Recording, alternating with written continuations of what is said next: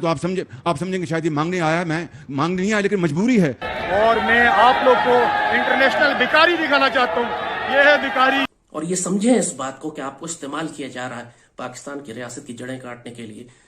T T P کی دہشت گردی ہو، بی ایل اے کی دہشت گردی ہو، اور اب بھارت اندر آنے والا ہے. ایک اور نیا چیز ان کو سکھا دی گئی ہے کہ یہ چورن ہے جو ہم بیچ رہے ہیں.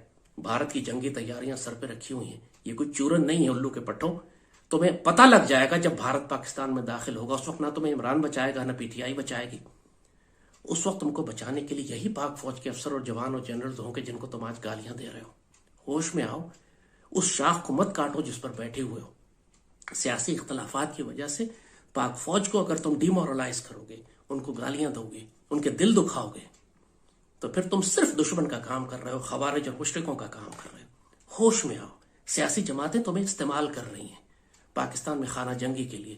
سارے بنگالی مجیب کے ساتھ نہیں تھے. ان کو بلیک میل کیا گیا، ہائی جیک کر لیا گیا، مکتی بانی کی دہشت گردی تھے. بار بار مثال دیتے ہیں کہ بنگلہ دیش نے فوج سے جان چھڑا لی اس لیے بنگلہ دیش ترقی کر گیا. کوئی ترقی نہیں کر گیا بنگلہ دیش. پوری مسلم دنیا میں کوئی عزت نہیں ہے بنگلہ دیش کی. بنگلہ دیش پر کوئی حملہ نہیں کر رہا دائیں بائیں سے جس طرح پاکستان کو ختم کرنے کے لیے دشمن لگا ہوا ہے. اگر پاکستان کی کوئی حیثیت نہ ہوتی تو پوری دنیا کے دشمن پاکستان ختم کرنے کے لیے کیوں زور لگا رہے ہوتے؟ بھارت ساری جنگی تیاریاں ہمارے خلاف کیوں کر رہا ہے؟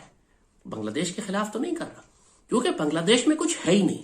صرف چند ڈالر زیادہ ہو جانے کی وجہ سے عزت، وقار، مقام، پوری مسلم دنیا میں ایک سٹیٹس، ایک جگہ، عالم اسلام کی قیادت، یہ سب پاکستان کے پاس ہے. ابھی بھی تمام تر کمزوریوں کے باوجود پوری مسلم دنیا ہمیں عزت کی نگاہ سے دیکھتی ہے. دشمن ہم سے خوف کھاتا ہے.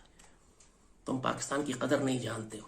اللہ سے ڈرو اس وقت سے جب تمہیں اس پاکستان کی قدر کرائی جائے گی، جب دروازے توڑ کر تمہارے دشمن داخل ہو رہے ہوں گے، اور اس وقت تمہاری بہنیں اور بیٹیاں اٹھا رہے ہوں گے اور تم پاک فوج کو پکار رہے ہوگے کہ آ کر ہمیں بچاؤ.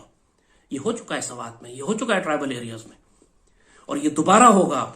کیونکہ جو بدعمالیاں عمران اور زرداری اور نواز اور جمہوریت اور فیض اور باجوہ کر چکے ہیں، اب پوری 22 کروڑ کی قوم اس کی اجتماعی سزا کاٹے گی.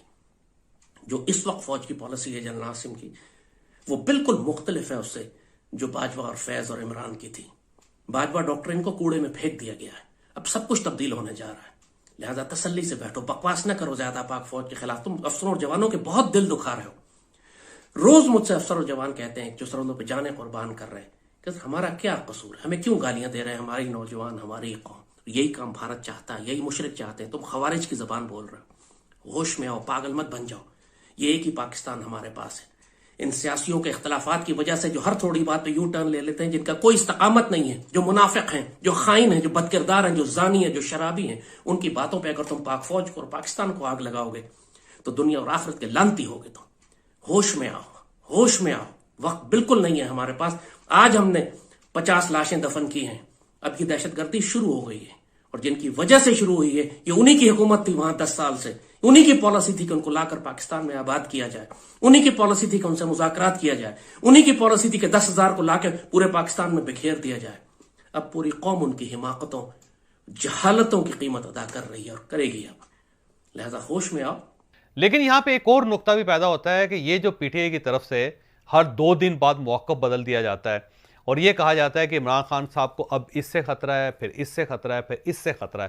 اس چیز کو ہم کہاں رکھیں گے؟ مثلا آپ کو یاد ہوگا کہ عمران خان صاحب نے سب سے پہلے یہ کہا تھا کہ 4 لوگ ہیں جو مجھے قتل کرنا چاہتے ہیں، اور ساتھ انہوں نے یہ بھی کہا تھا کہ میں نے ان لوگوں کے بارے میں ایک ویڈیو تیار کروا کے ملک سے باہر رکھوا دی اور وہ سیف ہے، اور اگر مجھے کچھ ہو گیا تو وہ 4 لوگ میرے قتل کے ذمہ دار ہوں گے. آپ کو یاد ہوگا یہ بار بار عمران خان صاحب کی طرف سے کہا گیا تھا. پھر کچھ عرصے بعد عمران خان صاحب نے کہا کہ مجھے پتہ چلا ہے کہ مجھے ایک مذہبی جنونی یا مذہبی جنونی لوگوں کے ہاتھوں قتل کروایا جائے. اور آپ نے یہ بھی سنا ہوگا کہ یہ بھی بار بار وہ کہتے تھے. لہٰذا پہلے 4 لوگ تھے، وہ ظاہر شیلف پہ چلے گئے، سائڈ پہ ہو گئے. اس کے بعد مذہبی جنونی وہ سامنے آ گیا. پھر وزیر آباد کا جو واقعہ ہوا اس کے بعد عمران خان صاحب نے کہا تھا دیکھیں میں سب کو کہتا تھا کہ مجھے مذہبی یا دینی جنونیوں کے ذریعے قتل کروانے کی کوشش کی جائے گی، اور یہ ہو گیا.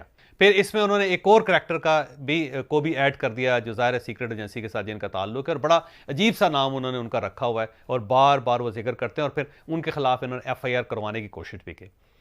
اور اب بھی اگر یہ مان لیا جائے کہ جن کا ذکر یہ کر رہے ہیں جو ظاہر DGC ہیں ان کا ذکر کر رہے ہیں، تو یہ پہلے 4 ناموں میں یہ نہیں تھے، کیونکہ اس وقت یہ DGC نہیں تھے، کیونکہ پہلے 4 اور لوگ تھے.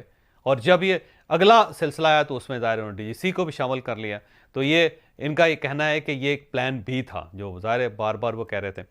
پھر اس کے بعد ایک تیسرا بی پلان آیا جس میں عمران خان صاحب نے یہ ذکر کیا کہ مجھے آصف علی زرداری صاحب قتل کروانا چاہتے ہیں, اور ساتھ انہوں نے کہا کہ علاقہ غیر سے ایک گاؤں کا نام بھی لیا اور وہاں سے 2 لوگوں کو پیسے دے دیے گئے اور وہ مجھے قتل کروانا چاہتے ہیں.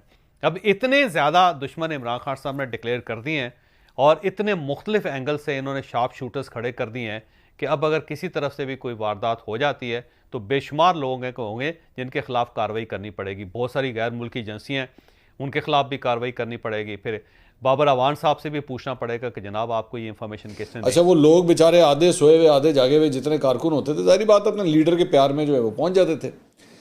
تو میں اس وقت بھی میں بار بار کہتا تھا کہ بھائی آپ اتنا زیادہ کرتے ہیں, کسی دن واقعی گرفتار کرنے آ گئے نا تو آپ لوگوں نے سوئے رہ جانا. اچھا, وہ ہفتے کی رات کو تو یہ سب کچھ ہوا. انہوں نے کیا کیا کہ اس کے بعد اسلام آباد پولیس جو ہے وہ صبح کے وقت تقریباً جو ہے وہ کوئی 11-11:30 بجے کے قریب جو ہے وہ آ گئی. پہلے تو ان کی سب سے پہلے یہ خبر آئی کہ لیں جناب وہ اسلام آباد پولیس جو ہے وہ اسلام آباد سے لاہور آ گئی ہے اور عمران خان صاحب کی گرفتاری کے لیے وہ آئی ہے. اچھا, وہ جو خبریں تھیں وہ بھی نظر آ رہا تھا کہ یہ ڈیلیبریٹلی چلائی گئی ہیں.